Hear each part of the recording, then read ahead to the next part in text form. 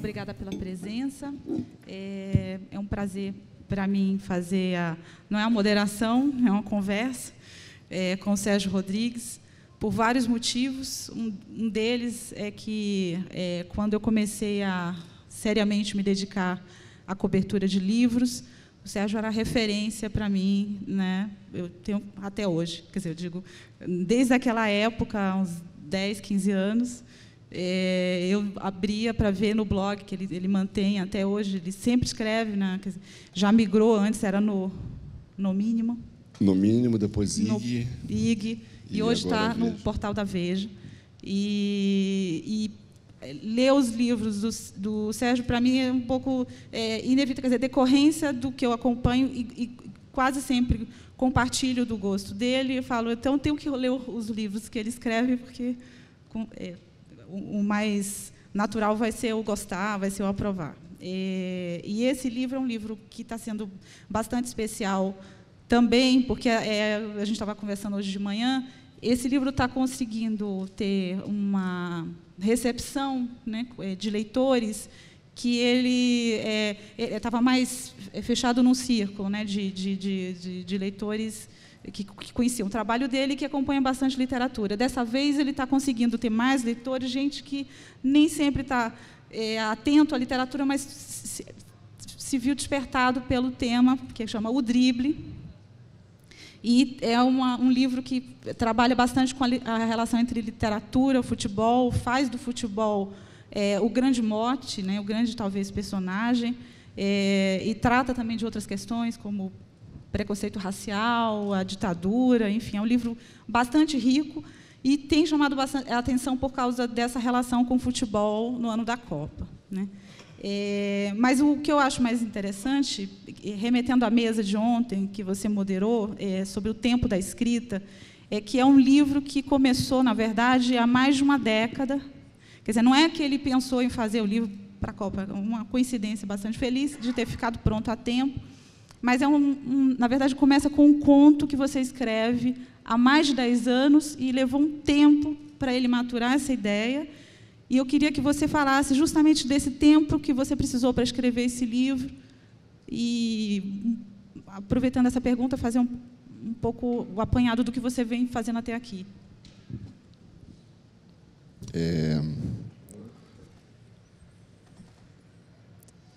Bom dia, Josélia. Não sei se é bom dia ou boa tarde, a gente está meio na fronteira. Boa tarde, então, a todo mundo. Obrigado pela presença. O Drible realmente é um livro que as pessoas tendem a achar que é um livro feito de ocasião para a Copa do Mundo, por ser um romance que tem a ver com futebol. Eu não gosto da expressão romance de futebol, porque um romance nunca é de uma coisa só, né? É um drama de família e tal. Agrada pessoas que não entendem e não gostam tanto assim de futebol. Não é obrigado a gostar de futebol para gostar. É um romance, como eu falei. Mas ele realmente começou a nascer muito tempo atrás. É o livro que me deu mais trabalho para fazer. Bem mais de uma década. Você falou em uma década. Na verdade, foram 18 anos entre escrever o conto um conto chamado Peralvo, sobre um jogador dos anos 60, fictício, claro, que teria sido maior que o Pelé, porque tinha poderes mágicos que ele usava dentro de campo. Era um conto que deveria ter saído no meu primeiro livro, chamado O Homem que Matou o Escritor, de 2000, editora Objetiva, e, na última hora, eu resolvi tirar esse conto do livro, porque eu achei que ele renderia mais, que aquilo ali merecia uma história maior, um painel social do futebol brasileiro em torno daquele jogador mágico. E desde então, na verdade, assim, claro que eu não fiquei 18 anos escrevendo essa história, né? Ela ficou muito mais tempo abandonada do que sendo trabalhada nesse meio tempo. Eu fiz outros 6 livros nesse meio tempo, mas é uma história que nunca me abandonou. Eu até tentei largar, deixar de lado, porque começou a ficar uma coisa muito doentia, muito obsessiva, mas ela continuava voltando para me assombrar. E a última volta, tem uns 2 ou 3 anos, aí sim já sabia que ia ter uma Copa do Mundo. E talvez tenha até funcionado como um deadline, assim, para mim mesmo, né? Se eu não acabar agora, eu não acabo mais esse negócio, né? E meio que me dei um ultimato mesmo. Fui para Paraty, tirei umas férias e fui para Paraty sozinho, só eu e o livro. E quando eu voltei de lá, eu tinha um livro bastante estruturado. Foi só sentar e acabar de escrever. E acabou, enfim, então, calhando de ficar pronto para bem a tempo da Copa, né? O que é legal, porque ajuda, enfim, ajuda o livro a estar muito em evidência nesses últimos meses e continuar estando. Quando você fala de ter saído do gueto dos 5.000 leitores que leem literatura brasileira contemporânea, ele com certeza saiu por causa do futebol, por causa do tema e da divulgação enorme, da recepção muito boa que ele está tendo, tanto da crítica literária quanto da crônica esportiva, que normalmente não se mete em assuntos de literatura e que fala para um público muito maior, né? Agora, isso é uma coisa que eu persigo já há muito tempo. Quer dizer, o meu romance anterior, chamado Elsa, a Garota, é um livro que também rompeu esse gueto por uma outra via, que foi a da política, da história política brasileira e tal. Ele ganhou algumas matérias em cadernos de política e não no caderno de literatura, o que já faz com que o público atingido aumente, né? Então, é um livro que também vendeu bem, saiu em Portugal, vai sair agora nos Estados Unidos, mas nem de longe teve o espaço, a repercussão que o drible está tendo, né? O que leva a gente, provavelmente, a concluir que o futebol é mais importante que a política no Brasil. E a trajetória do drible no exterior também tem sido surpreendente, né? Tem sido boa. Ele já está sendo traduzido para o espanhol. Ele foi traduzido, na verdade, já foi traduzido para o espanhol, porque a editora Anagrama, de Barcelona, que vai distribuir para a América Latina também e tal, né? Língua espanhola. Ela queria lançar antes da Copa do Mundo, para justamente pegar essa onda, e a tradução ficou muito bem feita. Eu tive a sorte dela cair na mão do Juan Pablo Villalobos, que é um escritor mexicano que mora no Brasil, né? Excelente escritor, autor de Festa no Covil. E o Juan Pablo se apaixonou pelo drible e fez uma tradução muito rápida e muito bem feita, muito carinhosa. Está sendo traduzido para o francês também, aí já sem pressa, eles não vão lançar antes da Copa. E, surpreendentemente, para o dinamarquês.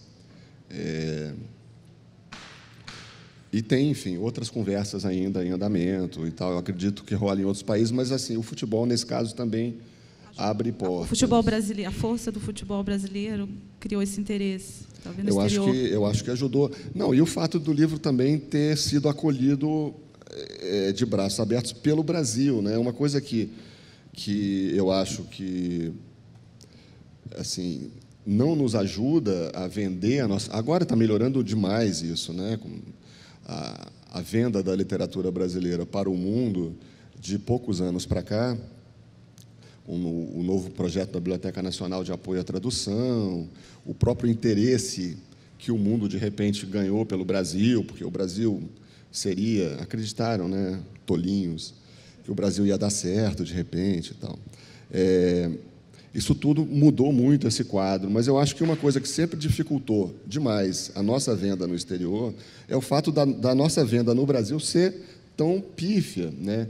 Quer dizer, a literatura brasileira, eu acho que ela, antes de conquistar o mundo, ela tem que conquistar os leitores brasileiros de volta, né? Isso não é uma defesa da literatura comercial, não. Estou falando de todos os nichos e todos os segmentos da literatura. É muito difícil você convencer um cidadão alemão, ou italiano, sueco, de que vale a pena ele ler um autor que não foi lido sequer em seu próprio país. Então, se ele foi, você já tem um trampolim. Se ele foi, está sendo e tal, você já tem um trampolim, né? Acolhida. O interessante é que as metáforas, os elogios ao livro do Sérgio sempre são futebolísticas. Eu recolhi algumas de resenhas e críticas. Por exemplo, o Cristóvão Teza disse sobre o livro: é um escanteio bem batido. Na verdade, uma brincadeira com outra frase do Nelson Rodrigues, que dizia que escritor brasileiro não sabia bater escanteio, né? Tem outras frases, por exemplo, o Sérgio dá um drible no leitor. A gente vai chegar nessa coisa do drible agora. E o Tostão disse, o célebre jogador Tostão, é o livro que eu gostaria de ter escrito, né? Então, vocês veem como essa brincadeira com o drible, que é o título. E é muito difícil começar a fazer essas perguntas sobre a trama, porque a qualquer deslize aqui a gente revela coisas que não pode revelar, né? Então, o que eu posso dizer é que é muito surpreendente o livro, e vou tomar todos os cuidados para que, sem querer, eu não antecipe o que acontece, mas o fato que ele dá um drible mesmo no leitor.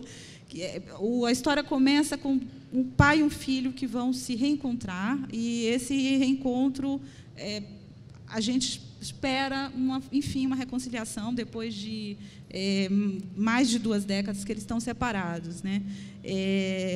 Então, a primeira pergunta que já chegou aqui é sobre o seu processo de criação, e é o seguinte: você hoje estava me contando que não tinha tudo planejado. A sensação que eu tive é que você já sabia como seria o final, você saberia como era o meio, enfim. Você me contou que você tinha uma ideia geral, mas que você também se surpreendeu na hora de escrever com os personagens que você criou. Como que os personagens te surpreenderam? Pelo menos no meu caso, e eu acho que eu não estou sozinho, porque eu já li depoimentos de outros escritores que vão na mesma linha. Quando eu começo um romance, eu não sei exatamente onde ele vai dar. Um conto, sim, em geral, você sabe, ele vem meio que pronto na sua cabeça, é uma história só e tal.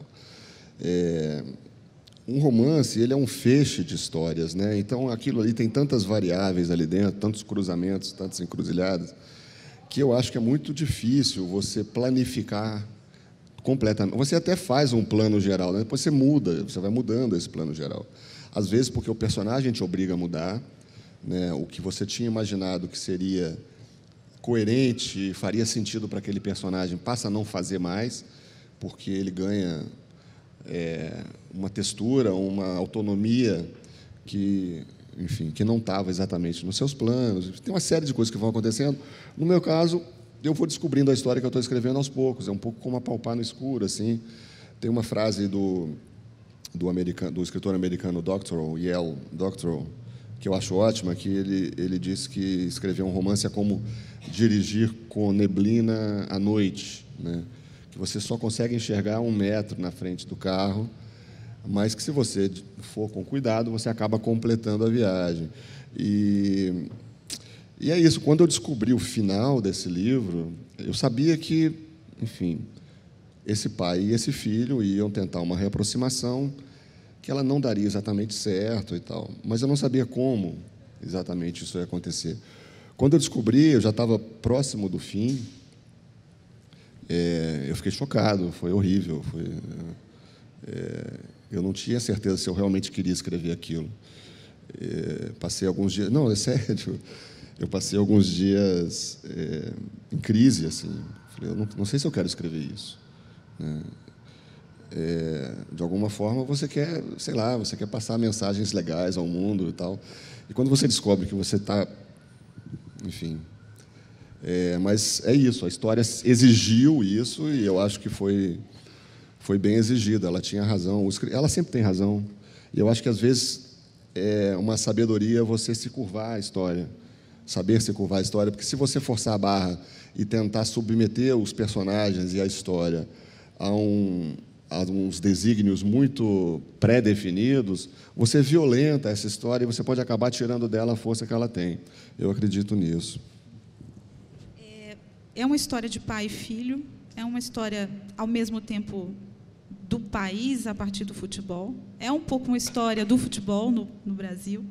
eu fiquei tentando pensar como é que a gente podia, né, fazer essas descrições. E é também um pouco uma forma de dizer como que, a partir do futebol, a literatura, a partir de um jogo que você faz com o leitor, a literatura entretém e pode alcançar esses leitores que não são leitores tão frequentes. E eu queria fazer uma brincadeira que é a seguinte: você dribla todo mundo, e os personagens, no fim, são todos um pouco fracassados, eles não fazem o gol, e o leitor que faz o gol. Quer dizer, você tinha essa intenção de... É uma coisa que você falou ontem na mesa, de querer buscar o leitor, não abrir mão da fabulação, né, de até esse quê de entretenimento que pode ter, né, nessa coisa do final surpreendente, né? Olha, essa dimensão é uma discussão tão complicada essa, né? Porque tem muitas pistas falsas, assim. Quando se defende uma literatura de entretenimento, uma literatura que dialogue com o leitor comum, um leitor que não é um especialista em literatura, em geral as pessoas imaginam que o cara está defendendo uma literatura comercial fácil, facilitada. Eu acho uma pena que a discussão se coloque nesses termos, porque você acaba tendo, de um lado, uma literatura realmente que mastiga as coisas, que dá tudo mastigadinho, e que não tenta alcançar nenhum efeito artístico mais ambicioso para vender, em nome de vender, em nome de uma literatura próxima ali da telenovela, da teledramaturgia, com o mesmo nível raso, né, de drama, estereótipos e tal. E, do outro lado, você tem pessoas que pelo contrário, estão trabalhando a dimensão artística, estética, ambiciosa, o trabalho de linguagem e tal, mas já desistiram de antemão de conquistar esse leitor comum. Leitor comum, quando eu falo comum, às vezes as pessoas se ofendem, não tem nada Pelo contrário, o leitor comum é o nosso santo graal, é o santo graal da literatura em todos os tempos, né? O Shakespeare escrevia para encher casas, né, para lotar auditórios. O Dickens escrevia para vender jornal, e vendia, né? O Machado de Assis publicava os seus romances, que são hoje o ponto alto da alta cultura, da alta literatura brasileira, em jornais, né? Então, assim, em algum momento, parece ter se criado uma dicotomia, que eu acho falsa e prejudicial à literatura brasileira, entre literatura para ser lida e literatura para ser estudada. Eu sempre quis fazer as duas coisas ao mesmo tempo. Eu não quero abrir mão de nenhuma das duas dimensões. E não digo que eu consiga, não. Estou falando que sempre foi o meu projeto. E isso inclui trabalho de linguagem, inclui vários níveis de leitura, inclui um monte de coisas, mas não exclui em momento algum a fabulação, o enredo, a reviravolta, a surpresa, que são dimensões que ficaram um pouco mal vistas pela crítica mais sofisticada, como se elas automaticamente associassem a literatura a essa dimensão da cultura de massa, do entretenimento fácil. E eu acho isso um equívoco. Assim, abrir mão da fábula, abrir mão da surpresa, do jogo, é abrir mão do leitor, e eu não quero abrir mão do leitor. Agora, é possível fazer isso, incorporar isso a um projeto mais ambicioso, eu acredito nisso. Essa, pelo menos, é a minha aposta.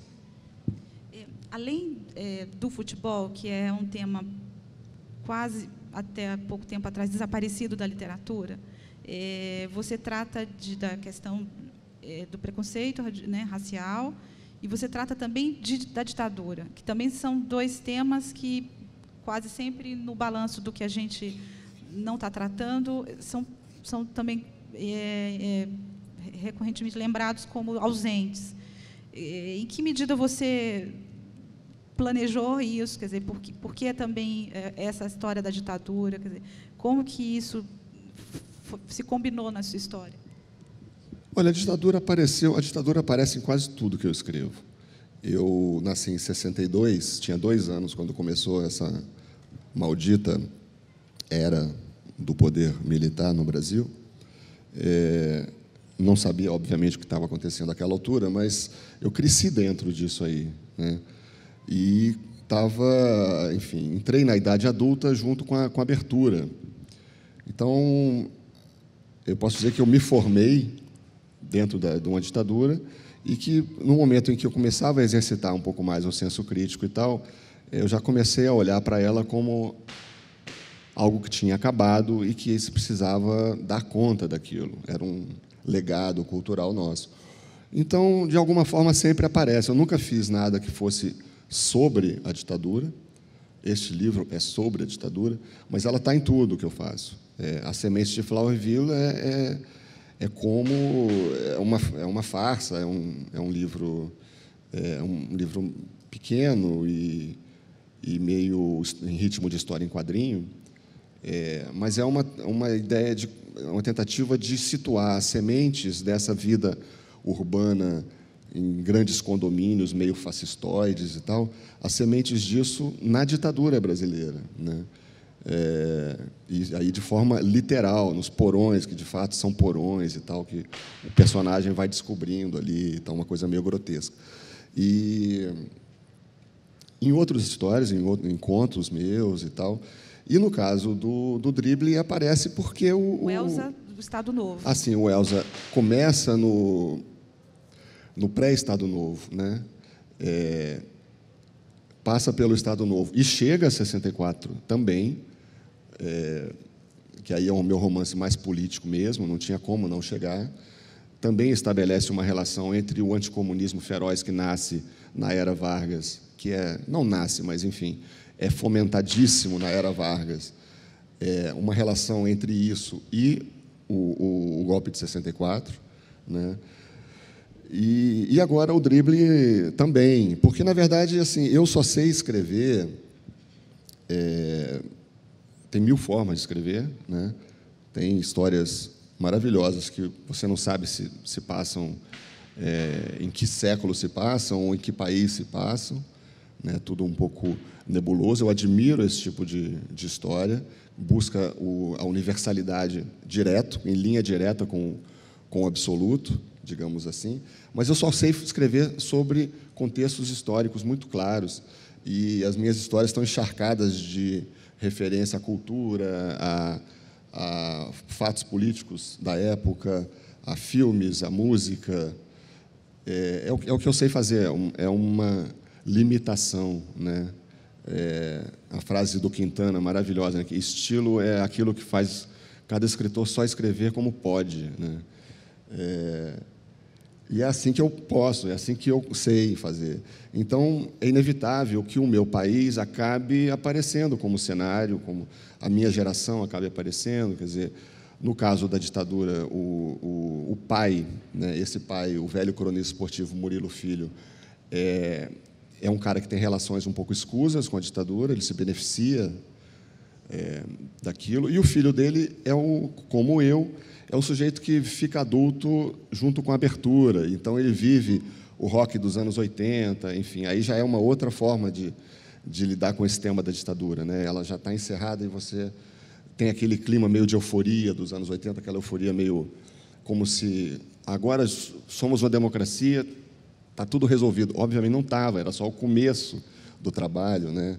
E aí vem uma desilusão e tal. Isso tudo acaba, enfim, eu vivi e os personagens estão vivendo também. E o caso, só para complementar a sua pergunta, a resposta à sua pergunta, o preconceito racial, ele aparece porque ele é muito presente no futebol, seja como um exercício de da excelência? Não, a princípio, nos primeiros anos da formação do futebol brasileiro, né, no começo do século XX, como uma segregação mesmo, só era um esporte branco, era um esporte de elite, os clubes de elite não deixavam entrar jogadores mulatos, quando entravam eles tinham que se disfarçar, né, mulatos claros que esticavam o cabelo, usavam rede no cabelo, esse tipo de coisa, e, progressivamente, esses espaços vão sendo ocupados por negros. Então, a história do futebol brasileiro é uma história de afirmação da cultura negra brasileira.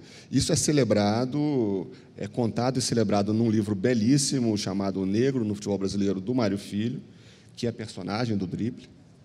E o Negro no Futebol Brasileiro é um clássico, eu acho, é um livro que merecia ser muito mais lido do que é.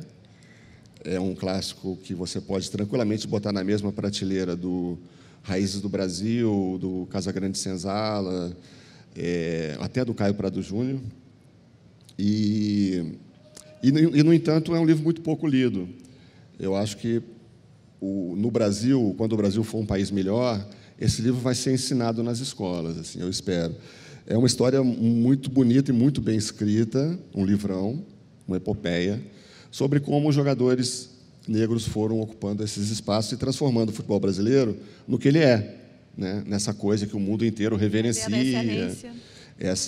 o estilo de jogar cheio de sinuosidades e curvas e ritmo e jogo de corpo e tal, que seria um legado africano, né, na cultura brasileira. Aí você cai no outro extremo do negócio, que é o mito da democracia racial, que também está dentro do futebol, né? Então, todos os conflitos estão resolvidos, né?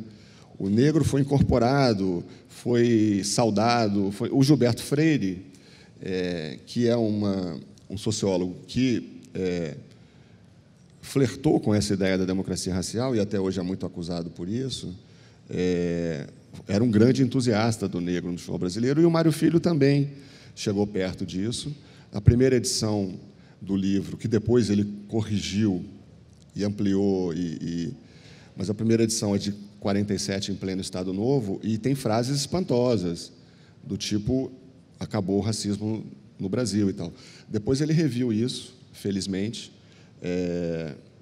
mas, de qualquer maneira, é um livro que é um retrato de uma época também, na época que ele foi escrito, não é um livro infalível, mas é um belíssimo livro que deveria ser mais lido. Então, a discussão do preconceito racial, do racismo brasileiro velado, ela tinha que entrar junto com a história do futebol no meu livro também. Já que a gente tocou no assunto dos dois Murilos, o filho e o neto, acho que pode ser a hora de você fazer a leitura do encontro da dupla pai e filho. São encontros, às vezes, profundamente tristes e, às vezes, profundamente humorados, né? Eu vou ler um pedacinho Na verdade, os encontros do pai e do filho são praticamente todo o livro, né? A estrutura básica do livro. Mas eles estão tentando quer dizer, esses dois, o Murilo Filho e o Murilo Neto, Murilo Filho, um velho cronista esportivo de sucesso, Murilo Neto, um revisor de livros medíocre e fracassado, que se sente fracassado, brigaram feio, mais de 20 anos atrás, por razões que a gente vai descobrindo aos poucos. E agora, quando o pai está à beira da morte, desenganado pelos médicos, ele busca uma reaproximação com esse filho. E eles passam a se ver todo domingo, encontros estranhos, meio tensos e tal, à beira de uma represa, pescando. E o pai falando, e o filho só ouvindo, meio ressabiado e tal. E o pai fala muito de futebol. É aí que começa, quer dizer, o que ele fala, o que ele conta, o que ele lembra, o que ele mostra na TV para o filho, antes deles irem pescar, em vídeos e tal, antigos, de partidas do passado. Tudo isso vai compondo, quer dizer, vai meio que ocupando os espaços vazios da comunicação inexistente entre aqueles dois, e o filho vai começando a perceber nas frestas daquelas histórias uma versão para a sua própria vida, que até então ele não tinha entendido. Ele culpa o pai pelo fato da mãe ter se suicidado quando ele era criança e tal. Aqui, a cena de abertura, eles acabam de ver o drible no videotape, o pai acaba de mostrar, e indo, voltando, a famosa cena do drible que o Pelé deu no goleiro do Uruguai em 1970, sem tocar na bola, na Copa de 70, ele consegue enganar o goleiro do Uruguai, Mazurkiewicz, que era um grande goleiro, famoso na época, pegar a bola do outro lado e ele erra o gol. É uma cena muito famosa, uma das mais famosas do Pelé e do futebol. E o livro começa com essa cena, começa com os dois diante da televisão vendo isso. Então, eu vou ler o finalzinho desse capítulo. O velho detém o vídeo, pousa o controle remoto no braço do sofá, olha nos seus olhos outra vez e diz: o que houve aqui, neto, foi simples. Pelé desafiou Deus e perdeu. Imagine se não perdesse. Se não perdesse, nunca mais que a humanidade dormia tranquila. Pelé desafiou Deus e perdeu, mas que desafio soberbo.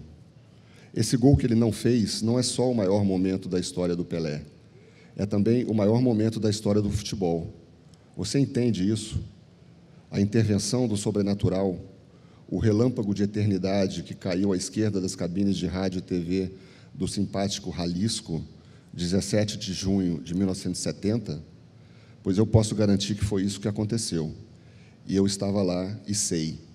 E se for mais ainda, eu não vou me surpreender, mas foi isso, no mínimo, que aconteceu e que o videotape nos dá a graça de ver e rever para sempre.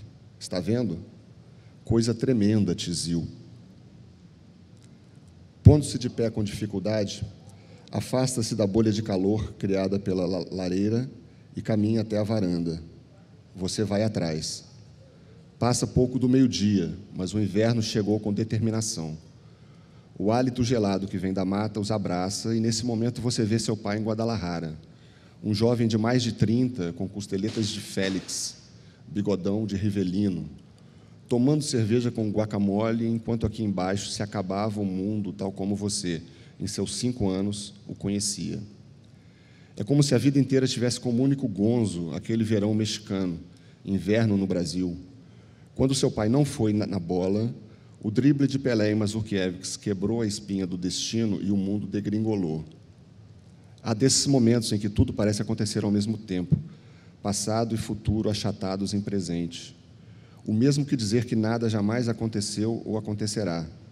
Tudo está sempre acontecendo, sem chegar a atingir o ponto em que o gesto se completa. No domingo em que Murilo Filho lhe mostra em sua casa no Rocio o gol que Pelé não fez, você se dá conta pela primeira vez na vida de que aquele era o mesmo dia, 17 de junho de 1970, em que Elvira driblou a frouxa segurança de um semi-pronto elevado do Joá para se atirar nas pedras batidas pelo mar lá embaixo. Claramente, como se uma luz de açougue acendesse dentro da sua cabeça, vê-se preso para sempre dentro naquele dia. Play, pause, Rio, play. Enquanto Pelé não fizesse o gol, estaria preso dentro daquele dia, sonhando que a vida tinha continuado. Nesse momento, você olha para o seu pai e revive pela última vez, com violência assombrosa, o velho sonho de matá-lo.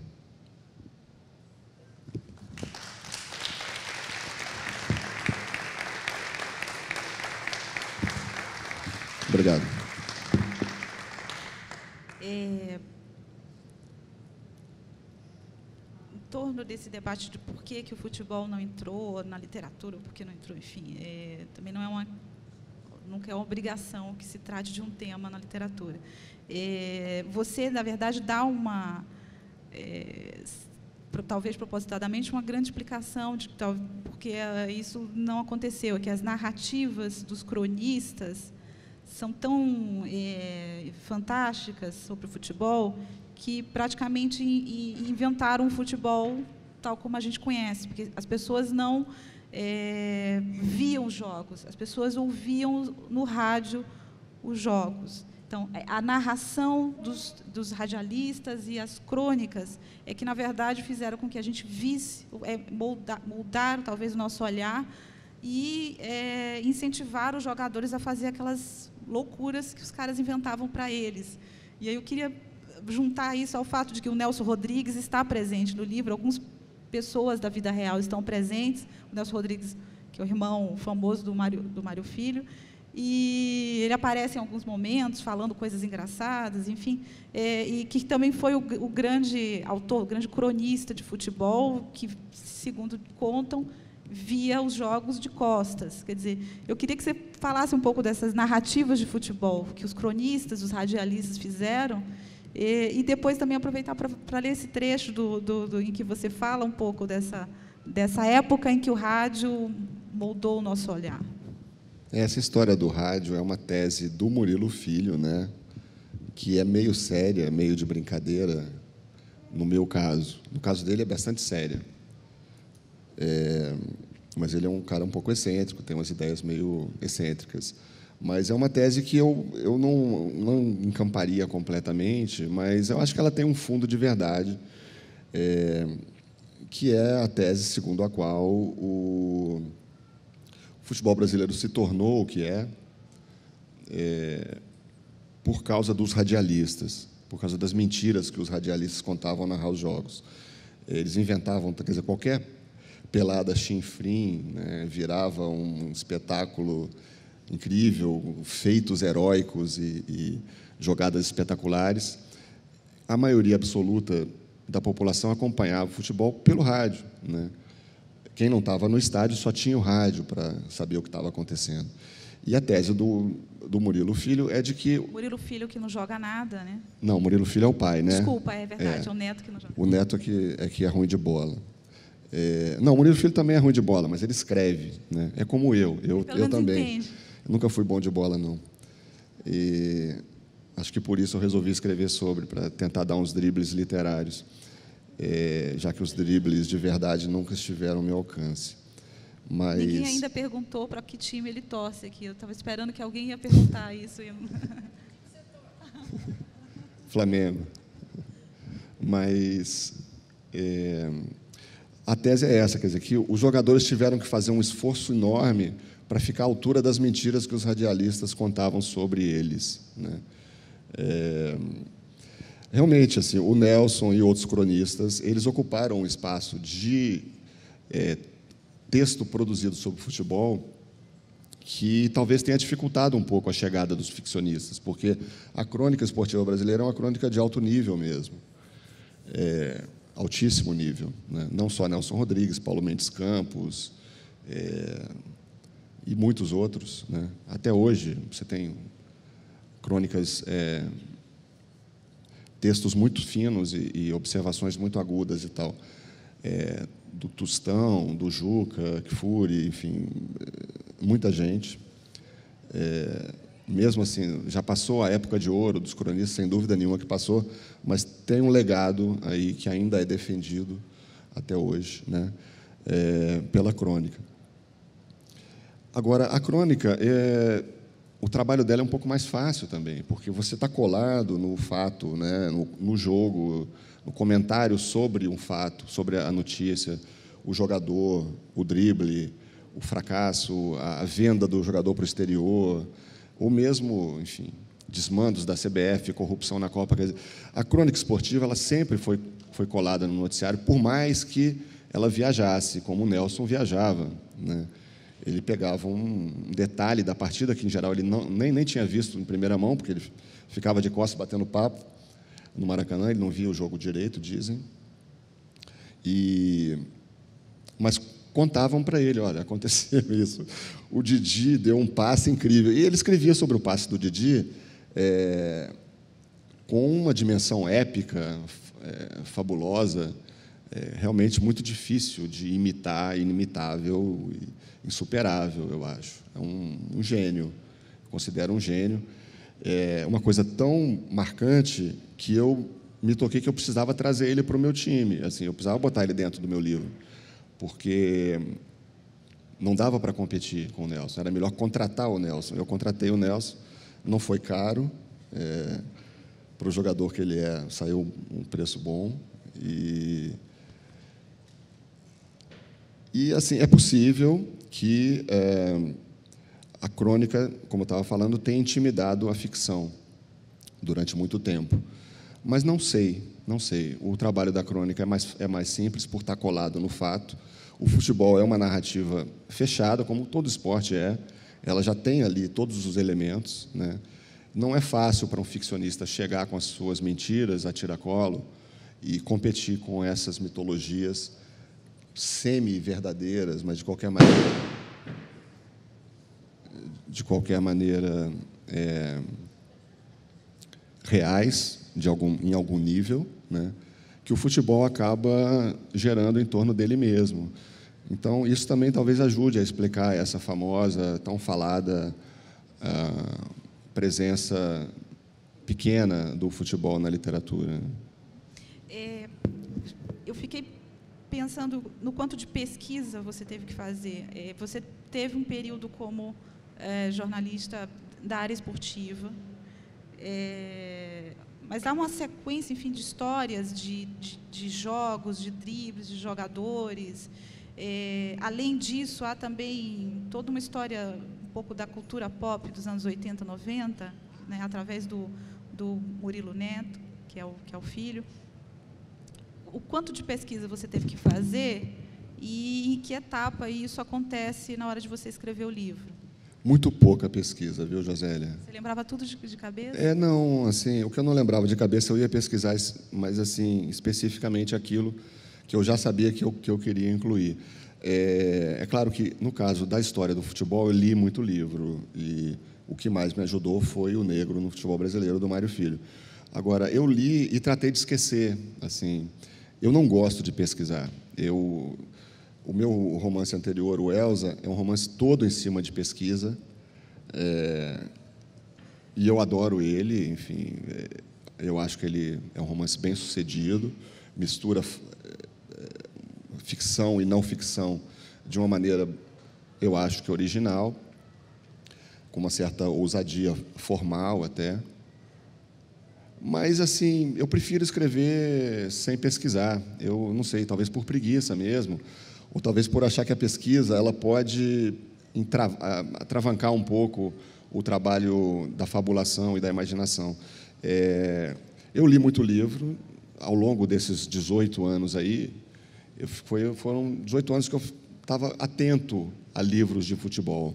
Quando eu ouvia falar de um deles e tal, eu corria atrás, comprava, lia e guardava. Mas depois eu esqueci isso tudo. Eu não fiquei lá consultando um por um na hora de escrever. Na hora de escrever foram pouquíssimas consultas, a não ser assim, o resultado de um jogo e tal. Preciso inventar um jogo do América com o Vasco em 1959. Aí tem lá um almanaque do Campeonato Carioca de todos os tempos. Eu fui lá ver quando que eles jogaram, em 59, para dar uma certa,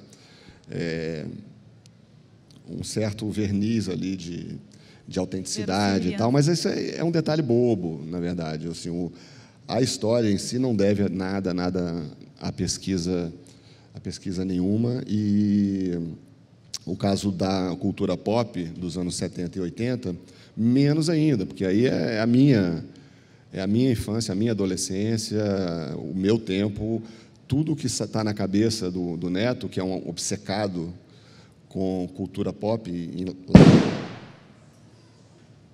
enlatados e música pop, rock e tal, tudo que está na cabeça dele é o que estava na minha, que está na minha cabeça. Tirando aquele cara, ele é a minha geração e ele é, de certa forma, parecido comigo. Tirando o fato que ele é um imbecil, eu espero que essa seja a única exceção, assim, a semelhança dele comigo. Mas é a minha geração, né? De volta à relação literatura e futebol, que há também um trecho bem interessante que seria talvez o momento de ler, que é até que ponto a gente pode entender a literatura com um vocabulário, com metáforas futebolísticas, que são essas tantas que as pessoas estão usando para descrever o livro dele. E aí tem uma passagem também bem interessante, que ele faz esse jogo do que seria a literatura dentro do modelo de compreensão futebolístico, né? Essa parte é a do Murilo Filho, né? O Murilo Filho, esse velho cronista esportivo, ele acabou sendo... se o filho dele é meio alter ego do autor em termos geracionais, ele também não deixa de ser um porta-voz do autor em alguns momentos, porque é um cara que está tentando escrever sobre futebol, né? Quer dizer, que escreveu a vida inteira sobre futebol e que agora, no fim da vida, está tentando escrever um grande livro de futebol. E ele começa a enlouquecer, né, por causa disso. É uma missão muito ambiciosa que ele se impõe e tal, e ele já é um cara meio excêntrico, como eu falei. O filho diz que ele está ficando gagá. Enfim, de qualquer maneira, tem esse trecho em que ele está contando para o filho que passou anos, ele mora na Serra Fluminense, num distrito de Petrópolis. Assim que ele se aposentou, ele comprou uma casinha e se enfurnou lá, se afastou do mundo.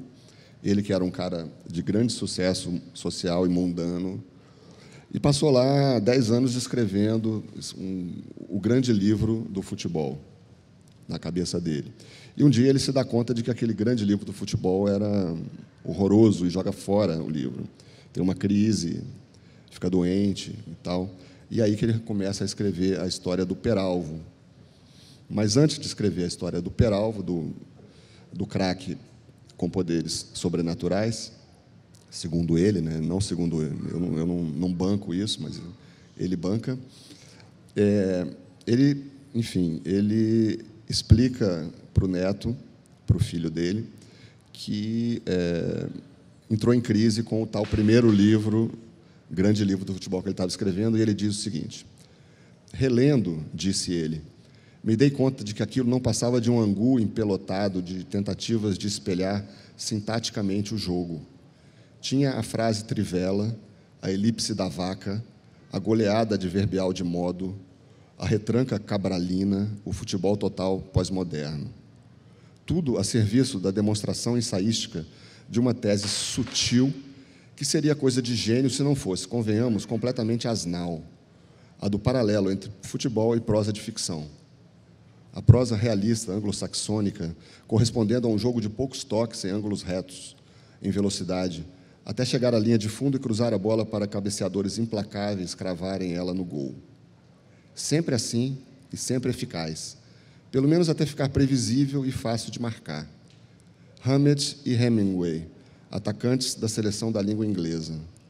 E depois o futebol indo ganhar o mundo, desbravar um oceano de estilos alternativos que nasceram como resposta àquela economia de meios tão severa.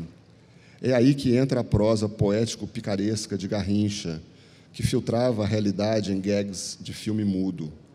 Aí que entram os estranhos cortes epistemológicos de Cruyff. O modernismo, tipo arco da alvorada de um lançamento do Gerson. O realismo mágico de Maradona. O monólogo interior sinuoso de Di Stefano. O expressionismo de um Puskás ou um Heleno. O quase dandismo nabokoviano de estilistas como Didi, Falcão e Zidane. Isso para não falar no entretenimento leve e inteligente de tantos jogadores que foram esquecidos, mas não pelo meu livro. No meu livro, reviviam todos, só que o meu livro era uma merda.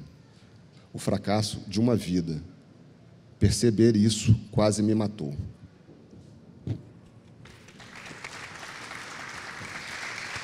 Obrigado.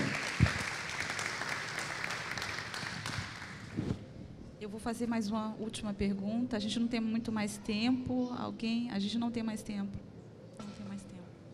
Uma rapidinho. Vou fazer a última rapidinha, que tem a ver com a mesa de ontem, que você se identificou um pouco com a Elvira Vigna. Você tem também um pouco do interesse pelo vocábulo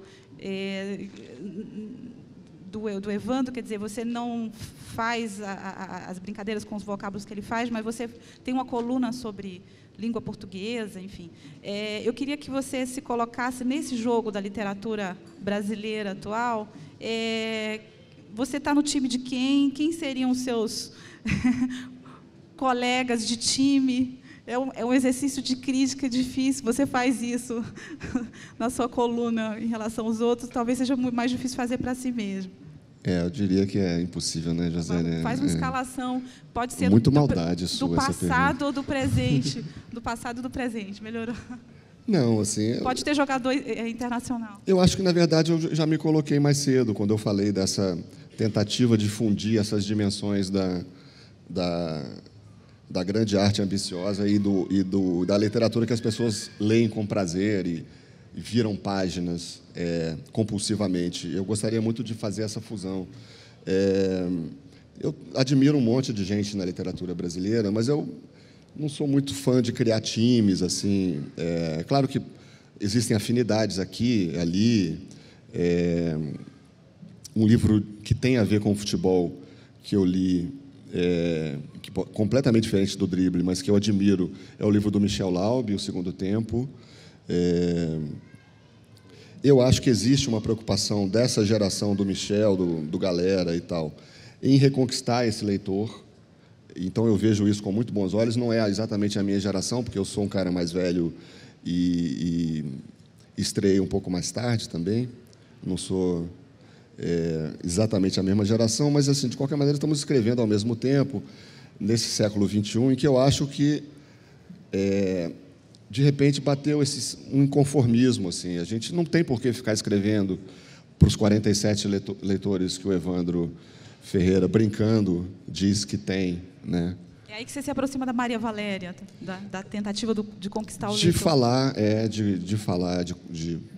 De fazer da literatura um ato de comunicação não tão codificado e não tão restrito a uma seita, como diz o Marçal Aquino, né? Nós somos uma seita. De fato, é uma seita que lê, que está interessada em ficção brasileira contemporânea, mas eu acho que o nosso desafio nesse momento, até para fazer um país melhor, é derrubar esses cercadinhos. Sérgio, muito obrigada. Teria muito mais perguntas. Autógrafos, né? Os autógrafos agora na livraria. E é isso. Eu convido todos a lerem o Drible. Obrigado, gente.